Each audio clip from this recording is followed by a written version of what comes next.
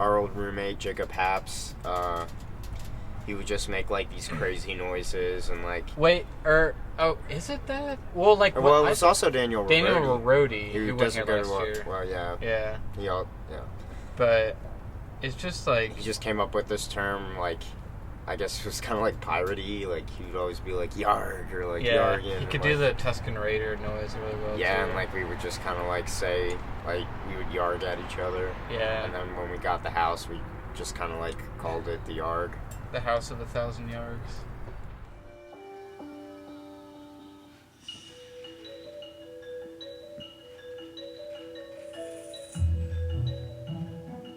Lauren's always been a real creative person. All of a sudden, one day she came and said, Mom, you want to give me some money so I can start buying some fur and making these suits, and that's how it came to be. This is my persona, Hira. She is my first persona I've made. She is a fox. Well, it was... In the beginning, it was me and Daniel, and we were just kind of like, well... we just... Like, we wanted a house. We wanted, like, a lot of space. And so we just kind of, like... asked around for people who were, like, interested in getting a house, and we got Jake Bingley on board, and Cameron, and eventually Haps joined in, and... No, Haps went to Italy. Yeah, Bingley. Cam's going to Canada. Yeah, and Jake moved out. Jake moved out because his girlfriend's allergic to cats. So then eventually, like, when all these people were moving out, Marshall kind of, like, came in, because he was... tired of living by himself in an apartment, so... Oh, okay, I didn't know that was the switch. It's like, I mean, they're pretty like bros, you know, like they're not like, I'm not bunking with Vincent Van Gogh, you know. It's just like, I don't know. I feel like I do sometimes get wrapped up in conversations that I wouldn't with people who weren't artists. But then I think about, like, well, that would be the same if I was, like, on, like, a lacrosse team. I would be in really specific conversations about, like, lacrosse. And, like, then I think about, like, everyone probably has a feeling that they live with, like, a sort of peculiar, like, set of people. But definitely, like, we bounce ideas off each other and stuff. Oh, what I thought of Daniel when I first moved in. I don't know, I didn't really, like, talk to Daniel that much, I don't think. And now that I've talked to him a lot more, I like Daniel a lot. I like having, being, like, living in here definitely helped a lot. Me understand Daniel a lot more, or not understand him, become, like, better friends with him. You know. Marshall is pretty chiller Mang. He has good facial hair, and he's really good at playing drums. He's got some pretty good painting chops. He is pretty good about debating, and he's cleaner than Justin. Justin is very messy. Oh, Daniel's great. Like, Daniel's, like, one of my best friends. Justin's pretty chill. Justin is good for playing bass, for ordering food in drive-thrus, for painting abstract pictures.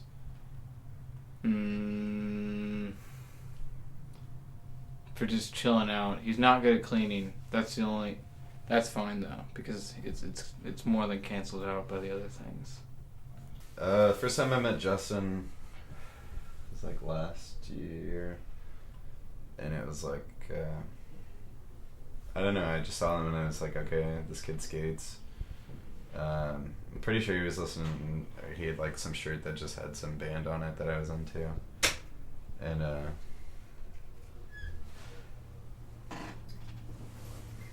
you know, I thought he was a pretty good, cool dude, and then we just started making music together, and I'm in a band with Justin. You know, I broke my hand here. I don't know if you can see that, but it's a pretty big bump. Yeah, I broke my pinky here. I punched a wall. here, and that was the first real memory, not real memory, but like first big memory I had here. And then we have dance parties here. Those are always nice. Memories of heater breaking and cuddling up together, and yeah, I have a lot of memories here. It's a good house.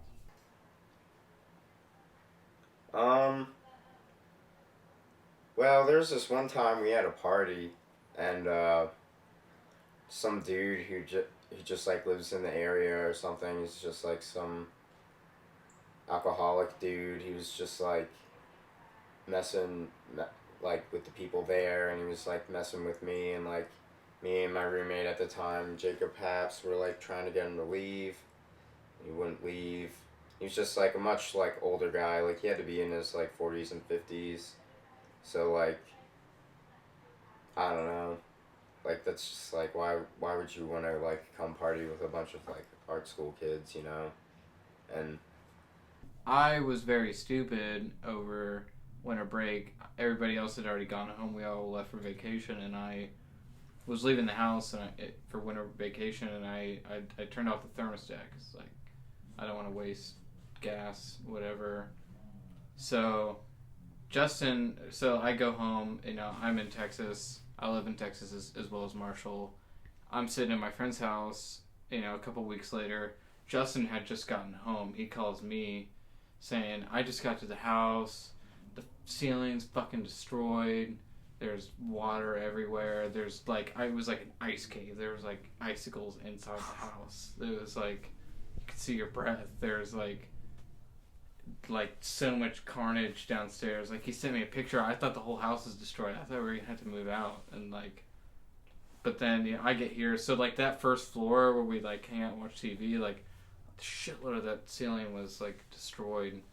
And yeah, so Justin was living in like a fucking like condemned house for a few days, and then I got here and we just started cleaning it up and got the contractor over here, and slowly we got the electricity back and the heating back, and like we were freezing our asses off. We like Justin, like for like 3 days he had just been, there's a gas station like two blocks down the road. He'd just go there and like get some Pringles and then like come back, and then just that would be like his food for the day. He'd just eat Pringles and like watch DVDs and like because there's no internet or anything, and like, and then yeah, I don't know, that was weird. That was really weird. But it's pretty back to normal now. But I come in here every Monday and Wednesday from 8 to 2:20, and then I'll stop by every once in a while, move some stuff around. Ooh, there's some paint in there. This is a paintbrush. This is a test I got a C- on. Oh, I thought I failed that. I think this is a John Bennett Sol. It's a painting I cut up. Oh, this is a Pokemon blanket. I bought it at a garage sale for like $5 with a bunch of other fabrics and Matrix VHS. Palette knife. Oh, where is it? Kind of just use it to hit things with. I don't really know where hammers are. Yo, man, this one time I was at this party, right? And these guys walked up to me and pantsed me in front of all these people. It's crazy. It didn't happen. I built this desk the other day so I get on my laptop. I've been writing a lot, and so I haven't been really working on a lot of this stuff. This is kind of old stuff. But everything's a tool. Anything can be used at any given point. So tools are just kind of come around and go for like situational needs. I think anything could probably be a tool. I like colors a lot. I really I don't know. I also like black and white a lot. I just kind of use a lot of found things that I find, or a lot of like the palettes that I pick up on. So like the paintings behind you that are referential to landscape paintings are mostly like that yellow in there is from like kind of relevant to this chicken I was eating earlier. It was well, not the chicken itself, but the styrofoam plate under it. So that was kind of like the yellow that I was looking at.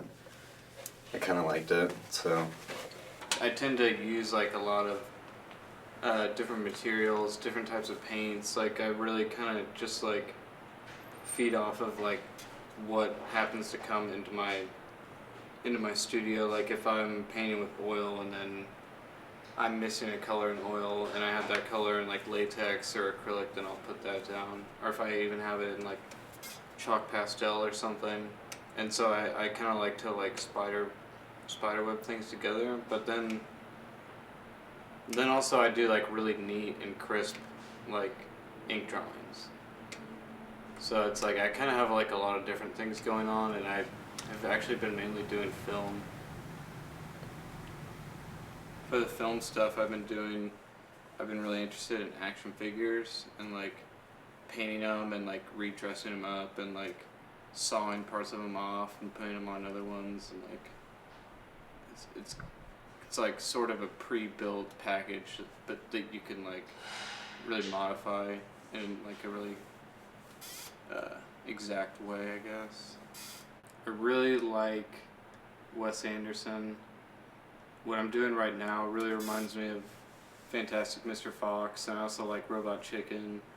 I don't know, like a lot of my influences, like I have some like academic ones that are like you learn about in art history, but a lot of them are just like whenever I watch a movie, is just like looking at like since I've been doing film, it's like not looking at it as just like this fiction from like an audience perspective. It's like think of all the behind the scenes things they had to do. So like I'll just like go home and watch like a movie on Netflix and just like overanalyze it, and then like even if it's a terrible movie, I feel like it like gives me something to bring back into my studio.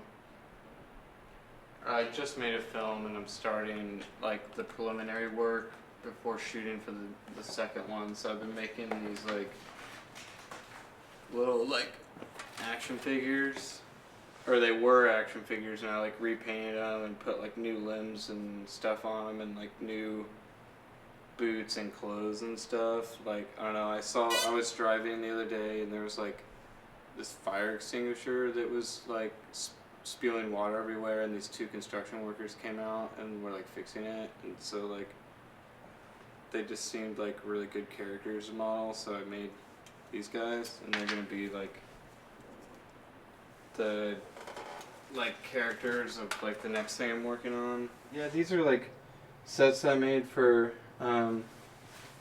this movie that I'm making, and they're like sort of roughly modeled after my own house. Like I'll see things that sorry, I'm a little out of breath from moving, but like the speckled paint job of like the bathroom I put in there, and like the dirty toilet, and like just sort of like cups and like little bowls and like stuff that are like laying around, and so like the last movie that I made was just about like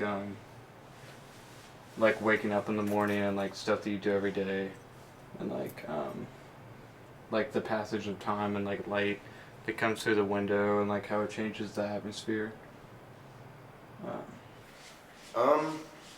Lately I've been really interested in just like tension, things like that, suspension. I did this last project where I hung a bunch of cinder blocks from the ceiling, and it was more of an interactive sculpture where like the viewer could take the rope and like tie it to other cinder blocks and like, I don't know, create movement within that space. So it was kind of subversive, you know, like it kind of came off as like a very playful thing, but like just because of, you know, the color scheme and things like that, but like it, you know, it could potentially like hurt someone. So I usually just walk around like just looking for heavy objects and things like that. I try to stay away from like just general rocks. Even though like it's kind of hard for me to like not like get rocks, cause like I don't know, I have a couple of like really beautiful like rocks, they're really interesting, and I don't know. I try to be like specific with like what I want to get, but it's kind of hard when I like find like when I'm looking for like a cinder block or like a brick and I find something like this that's just really like breathtaking for me.